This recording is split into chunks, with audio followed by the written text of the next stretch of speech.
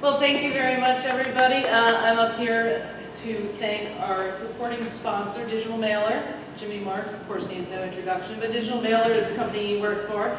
And Digital Mailer recently partnered with Filene to create a program called Leaflet. It's a service that gives brochures an electronic makeover. He encourages you to check that out at digitalmailer.com/leaflet. Thank you very much, Digital Mailer. So I'm going to give it away to somebody else who needs no introduction, Tim McAlpine.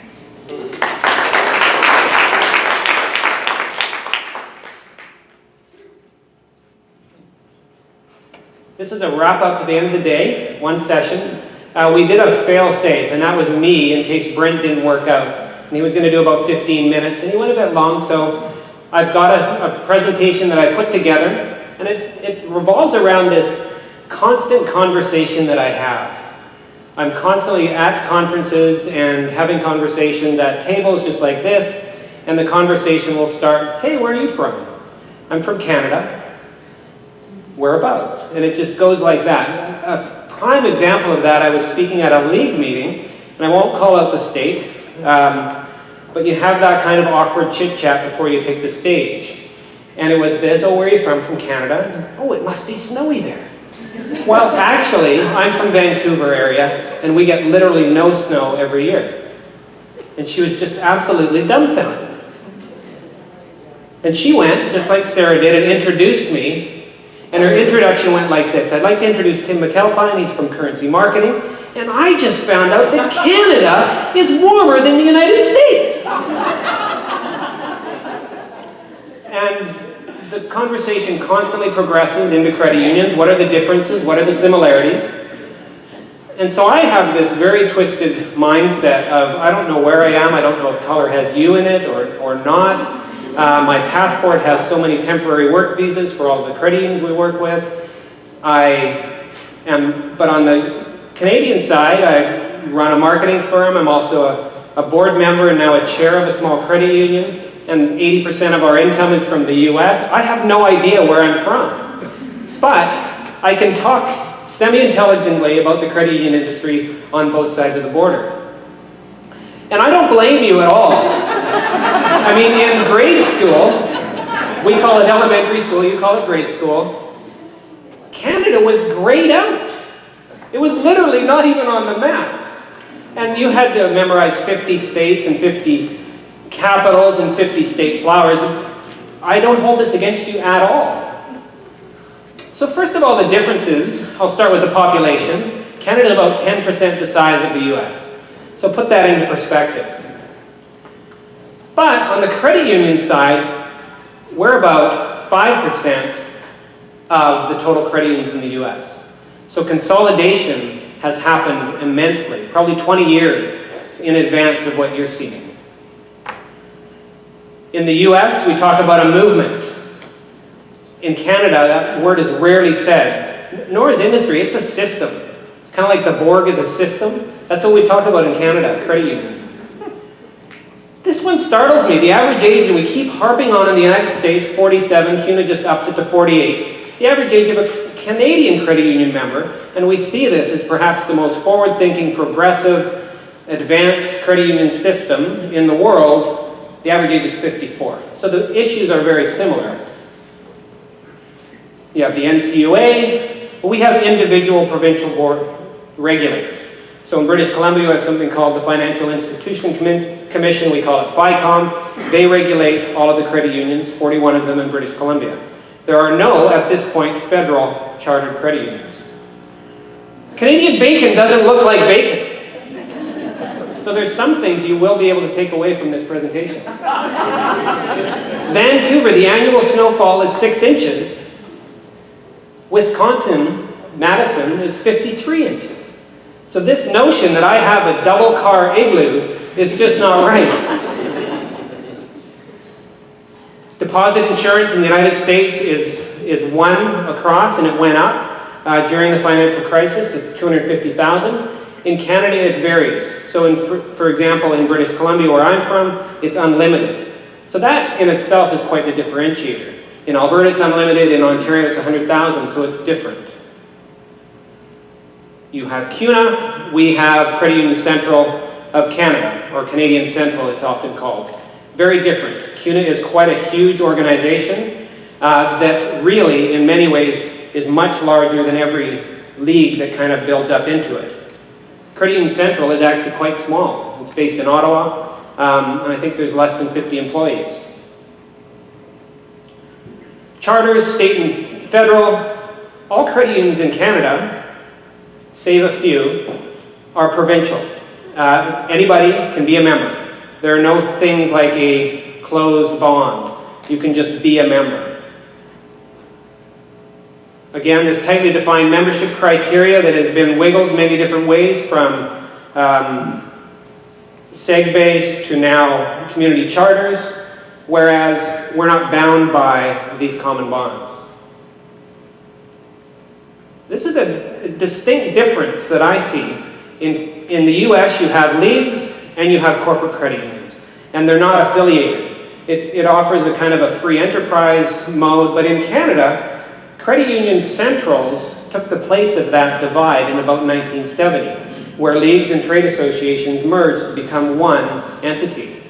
So for instance, in British Columbia, we have something called Central One, which used to be BC Central. They merged with Ontario, and those provide both back office and trade kind of advocacy as well. It's a very different model, and so what you end up with is the CFL. And not to say Canada's better. I mean, we've got a football league with 8 teams, and when there were 9 teams, 2 of them were called the Rough Riders. I'm serious. So in the economic collapse of 2009, largely due to the kind of very stringent regulatory environment in Canada, no centrals had any significant issues. Whereas corporate credit unions ran into significant issues in the United States.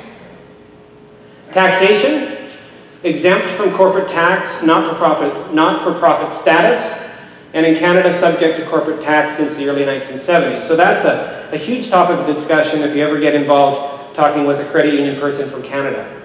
What's the big deal? This is another kind of tax-related issue. There's 5,000 plus CUSOs in the United States. In Canada, there are only a handful. Most of it's handled by centrals, but there's the wiggle room to kind of start your own enterprise within your organization.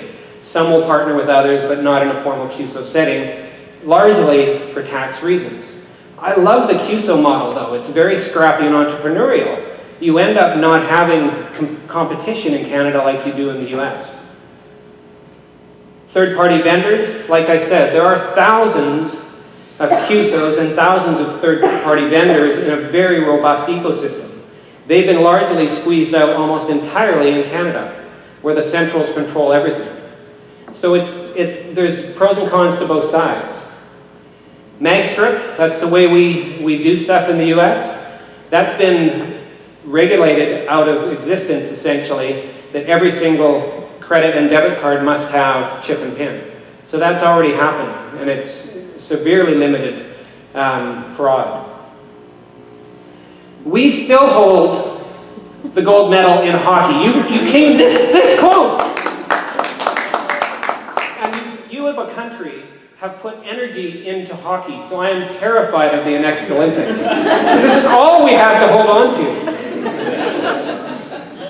The debit card system is controlled by Visa and MasterCard in the US primarily, whereas in Canada, banks and credit unions own the Interac network, and MasterCard and Visa debit have not come to Canada. They've always been sniffing around, but they just haven't kind of been able to break this. I'm looking at Gene, and he's either nodding or he's giving me, no, you're incorrect. But that's a real significant difference. I have a debit card and I have a credit card. And there's no question of is that debit or credit. That doesn't happen in Canada. Business lending, capped at 12%. Most credit unions are not involved in the United States, whereas they're heavily involved in commercial lending, as William pointed out, and the diversity of things that they can get involved with. Our small credit union has some commercial, not a lot. So there is a diverse ecosystem of credit unions. but the larger ones have a huge portfolio of commercial, and that allows them to have that community impact. This, I think, is the #1 tax question, if it ever were to happen. So 50% of credit unions in the United States have less than $25 million in assets. 1%, or even less than that in Canada, have less than $25 million in assets. So it fundamentally changes the landscape, and that changes how it all kind of works, up into the league system, up into the National Association. How does that all work? Mortgage lending, 3% of the market or less in the US, whereas 20%. So the average, if you were to ask me, okay, what a credit union with 100,000 members in Canada, what would the asset size be? And I would probably tell you about $5 billion. And whereas a 100,000 member credit union in the United States, what would that be? $1 billion maybe? $1.2 billion? So I got to tell you about this huge national thing that happened. There was a $40 million maple syrup heist that went down in Quebec. This is the stuff we're dealing with. This is board compensation, mostly volunteer in the United States, and mostly paid in Canada. So much so that a well-paid board member in a British Columbia credit union, which are some of the largest in the nation, with meeting fees, with extra committee fees, they're pushing 170 in some cases. And that's not a bad gig, right? But on the other hand, they're also recruiting very high-profile professionals with a deep knowledge, and they're steering ships with tens of billions of dollars in assets. So you can kind of weigh that on both sides. Does it fundamentally change an organization? Our credit union, I'm the chair, and I've been advocating for $170,000 a year. But we're volunteer, and we love that. That's kind of a differentiator for us. It's another big discussion. And as you approach that, and I read articles in CU Times about that all the time, what does that look like? This, I think, is a great example of this whole notion of this co-opetition term that you hear in Canada. Very cooperative. I mean, every bank, or every credit union in British Columbia is on the same banking platform, same online banking platform called Member Direct. So the collaboration among cooperatives is pretty amazing. On the other hand, they're pretty competitive. This is my 85,000 person city, Chilliwack. Like the band, you've heard of that, right? This is Luckakuk, another word I'll quiz you on later. And if I go to Cottonwood Mall, I can do a 360 and I can see Van City at $18 billion. I can see Coast Capital at $15 billion. I can see Envision Financial at $6 billion, and I can see Prospera, the little guy, at $4 billion. That's kind of the competitive environment. Coast Capital has 500,000 members. Van City is similar. So credit unions are extremely popular in British Columbia. And you may say these are huge, but we don't have community banks. So Van City is still this big when we compare it to RBC or CIBC or some of the other ones that you've heard of, TD, Canada Trust, and TD Bank. Name dropping. I've written articles on this. I've kind of been thumping against it, but you know what? I don't know. So of the top 20 credit unions in Canada, assets and members, 10 of them have dropped the term credit union from their name. It's an awful name, really, right? And so they've said from a strategic standpoint, you know what, we are a credit union, we believe in the philosophy, we're part of the cooperation among cooperatives, but from a brand standpoint, it just doesn't make sense for us. I'm seeing that trend in the United States. Where it falls apart to me, and what's really interesting is, through Centre One, we have a very robust shared provincial campaign that really touts the credit union difference and ding-free ATM network and all of these different things, and it relays it back to credit unions, but most of the credit unions don't have that in their name. So how does that work? Political lobbying doesn't really happen. Jean alluded to it, we have a seat at the table. They're starting to do a little bit of GAC type stuff, but it's like 5 Canadians around like a barbecue having a conversation. I went to the GIC as this foreign correspondent last year for the CU water cooler, and it was mind-boggling. However, we don't have community banks just beating us down like you wouldn't believe. So there is a place for it, but the political aspect is, well, everybody in Canada is friendly, right? So. The similarities, member-owned and controlled. There truly are a banking cooperative, I feel, across the board. They all abide by the 7 cooperative principles. They've got great people. And we both make music videos. So I'll leave it with this. You're all honorary Canadians in my book, but this, I think, sums it up. Yeah,